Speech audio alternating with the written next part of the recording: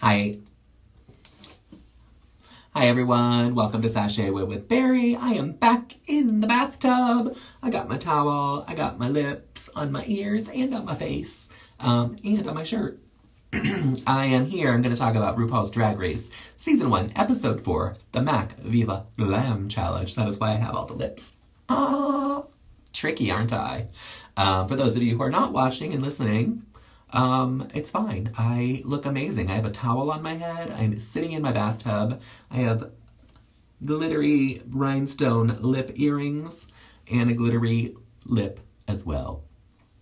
All in red. I am wearing my Sasha Velour's Nightgowns t-shirt. For those of you who love Sasha Velour, hi Chad! How are you, darling?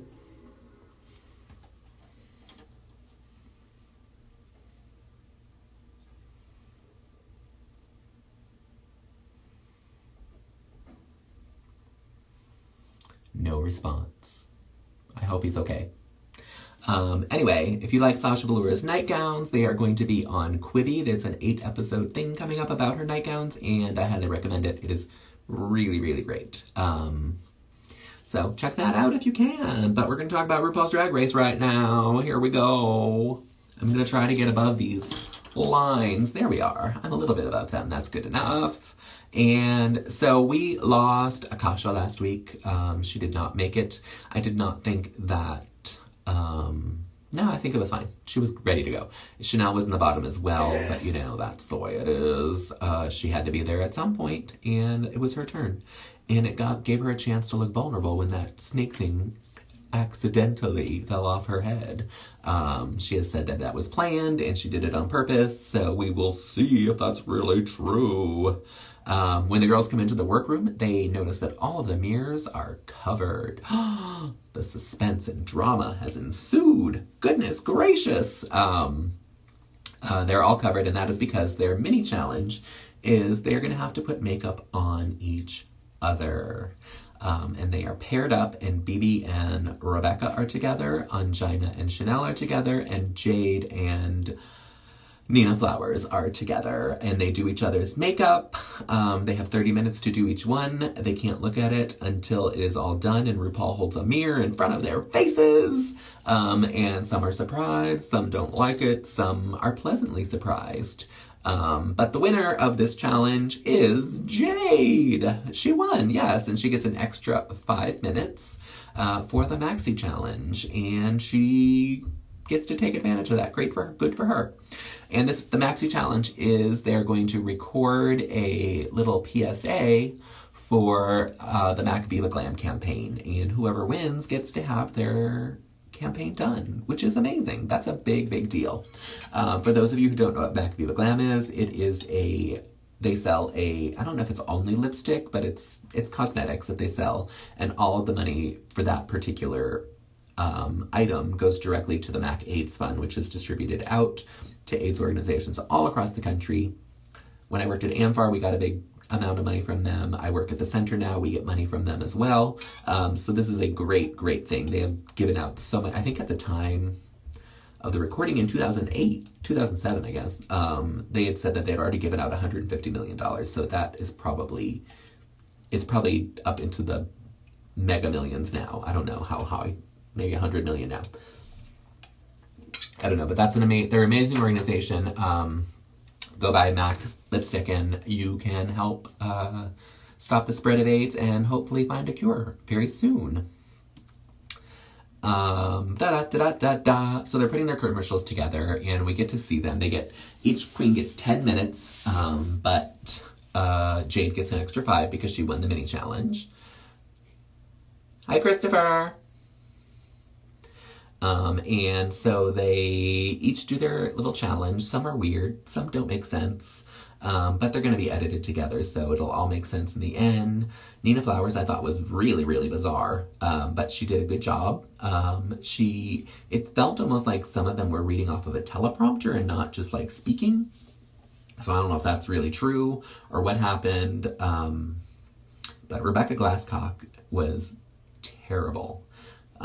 So bad at this, and it made no sense. She talked like this, and she had zero energy, and I didn't get it. It made no sense at all. And then she was supposed to stay and either dance around or model or do something to fill the video. And she just walked off, went into the bathroom, and just cried. She did talk that she has one of her best friends is positive and that she knows he's going to die. And so it just hit her very hard, which I get. I totally understand that, but you kind of have to work through it and make it work for you, because that's all you can do. That's the only thing you have that you can do. So yeah, it was not good. Bebe Zahara Benet was actually fantastic. She came out in this Cameroon outfit, very African garb with this great headpiece. She spoke from the heart. She talked about Africa, and it really made sense. But then Angina came out, and she took a different approach and made it about a celebration. These words across my face are driving me crazy. I don't know if anyone else can see it, but I can. But I'm trying to stay above them, and it's just not working. So that's that. But Angina came out and made it about a celebration, and it was just spot on perfect. She knew exactly what she wanted to say. She knew exactly what she was going to do. She grabbed this giant bunch of balloons and tied herself up in them, and then let them go and danced around. It was so good. Chanel. Oh, girl, this Chanel was awful. She misunderstood the assignment, is what she's gonna say. I'm gonna assume that she did, because what she did was she came out and she started telling a 10-minute long story instead of just doing like a little soundbite kind of thing. And so she ran out of time. She literally ran out of time while she was talking. And Rupaul stopped her like halfway through, and it still didn't work. She didn't have any time to do any of the modeling or dancing around. And she came out dressed like this weird businesswoman, wearing glasses at first, and you could see the light in her glasses. So she took them off right away. It was bad. And then we have Jade, who has the extra 5 minutes. I know I'm skipping someone, and I can't think who it is. All right, that's it. This is the 6th. Well, there's only 6 of them left. Jade was last. She had an extra 5 minutes. And I didn't mind her video. It was fine to me. I mean, in my eyes, it was kind of the 3rd best one out there, I think. Who am I missing? Jade, Chanel, Bebe, Nina Flowers, Angina. There's one more queen.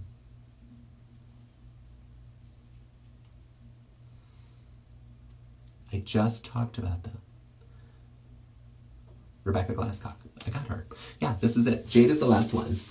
She had an extra 5 minutes. I don't know if she actually used it, but what she did I thought was fine. She used the model, she told her story, and then she danced around. Exactly what she was told to do.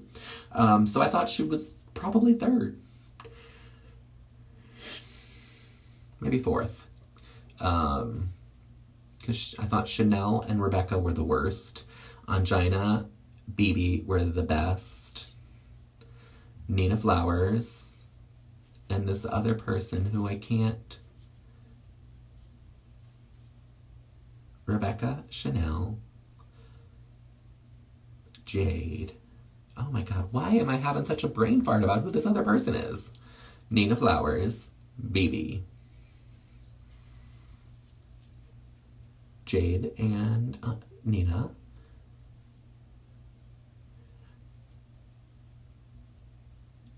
Angina and... Oh yeah, Angina. Angina, Bebe were my top 2. Nina Flowers, Jade, and then Rebecca and Chanel. Yes. Oh my God. My brain has just like turned to mush. I am drinking tonight. For those of you who are not aware, I am having cocktails, so maybe it's affecting me. I don't know. But anyway, so I thought Chanel and Rebecca were the worst. I thought Jade and, I've lost her name again. Jade and Nina were fine, kind of in the middle, and Angina and Bebe were the top 2. That's what I took it as. But who knows? Just from them filming them. Once they actually came out, I don't think my mind changed at all. Yeah, I don't think so. But then they had to do the runway, and the runway was also glam themed. It was supposed to be their best glam look. And some of them don't know what glam means. It's still the same today when they say extravaganza and they don't come out in something extravagant or beautiful. So I think we've learned nothing in 11 years. But that's fine. Girl, you're back. Hi, Jonathan. Did you eat?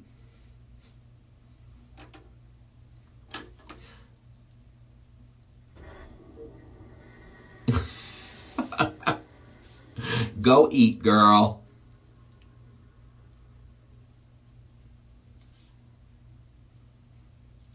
I'm talking about Drag Race now. So you probably just don't care anymore. Because I'm talking about season 1. Drag Race season 1. Okay, bye, girl. Go eat. I'll see you tomorrow. All right, bye. On our judging panel is Gordon Espinette, who is from MAC Viva Glam, and Jenny Shimizu, who was a supermodel from the 90s. I love Jenny Shimizu. She actually marched with us at Pride one year, which was fantastic. She is stunning to look at and a full-on lesbian, which I love. So I think these were good judges to have. Of the looks that came out, Angina's was fantastic. She looked like a supermodel stomping on that runway. Bebe Zahara Benet came out in this cat suit that was only had a big cutout across her boob, and she had on a rhinestone bra underneath, and this giant hat. When she took it off, she had too much on, but it kind of all worked for the runway, so I wasn't mad about it at all. Nina Flowers came out in a tailored suit. That was kind of for a man, but the sleeves were cut off, so it was like a vest, and she had wings on her wrist. There was all these feathers that were gorgeous. She can do no wrong with me on the runway. I think she's phenomenal. Jade came out in some kind of weird warrior princess outfit. She loves to wear a little crop top and a skirt. Fashion is not her thing, apparently, and that's okay. Tatiana, that is exactly what I'm going to say, Tatiana. But no, Rebecca Glasscock came out in this black and white striped jail mini dress that was super short, and she painted her face with stars on it like Kiss, and had black lipstick and wore this teeny tiny kitty cat wig, and she looked terrible. It was really, really bad. But it kind of reminds you of that Tatiana little scoochy hooker dress that Tatiana wore. But it was black and white stripes, and it was bad. She looked awful. And last but not least was Chanel. Chanel came out in kind of a bathing suit. There was no back to it. It was a chain going up her butt crack. There was zero back to it at all. It was just completely nude with a chain. And she juggled on the runway because she thought she was going to go home. She's like, oh, I'm going to just juggle since I have to. This might be my last runway. I'm going to juggle on it. The juggling was very unnecessary. The outfit was kind of trashy, but could be like a Vegas showgirl stripper costume. So that, I guess, makes some sense. Who knows? But it was not good.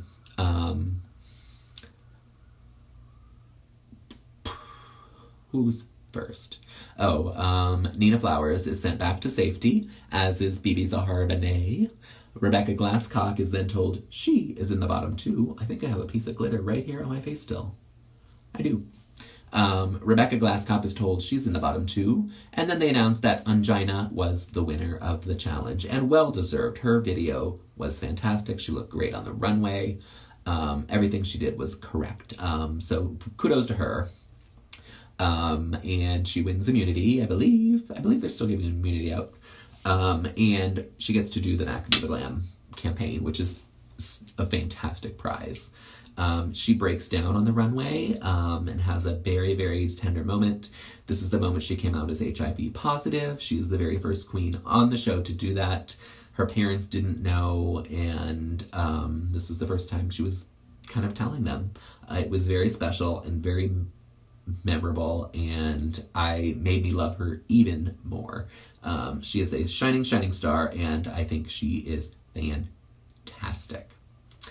So congratulations. So then we're down to Jade and Chanel. In my mind, Chanel was the worst of the two. Really, Rebecca Glasscock was the worst, but of Jade and Chanel, Chanel was the worst. But they sent her to safety and made excuse me, I'm so sorry, made Jade lip sync, and she didn't need to, but that was it.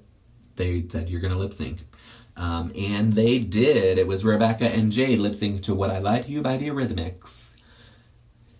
So Jade should not have been in the bottom two to begin with, but then she also won this lip sync. But they sent her home anyway. This was the first rigomoris the show has ever had. They were just done with Jade. They didn't want her on the show anymore. She was boring TV to them, I guess. And Rebecca, they knew that Rebecca was going to fight with everyone because everyone hated her. And so that's why they kept her. And we're having the same thing happen on season 12 with Aiden Zane. Everyone hates her. She's going to fight with them. So let's keep her on and make some good television. Keep her on as long as you can.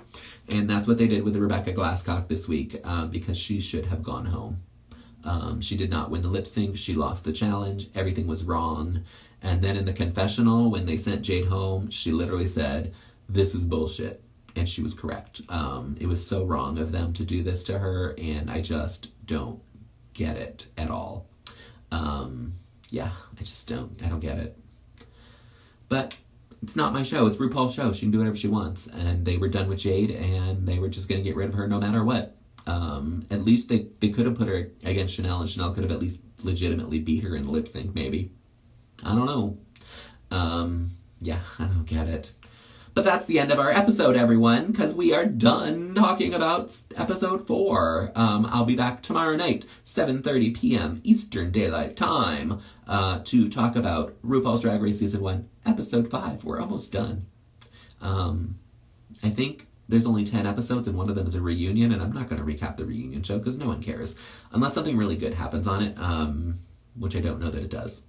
I'm sure Rebecca Glasscock has a lot to say about it, but who cares? I'm not going to give her the time of day, because I think she's terrible. That's it. We're done. Have a great night, everyone. Stay safe. Be warm. Not warm. Oh my God, it's not freezing out. I hope it's not freezing out where you're at. But stay safe, stay healthy, and I will see you again next time. Bye-bye.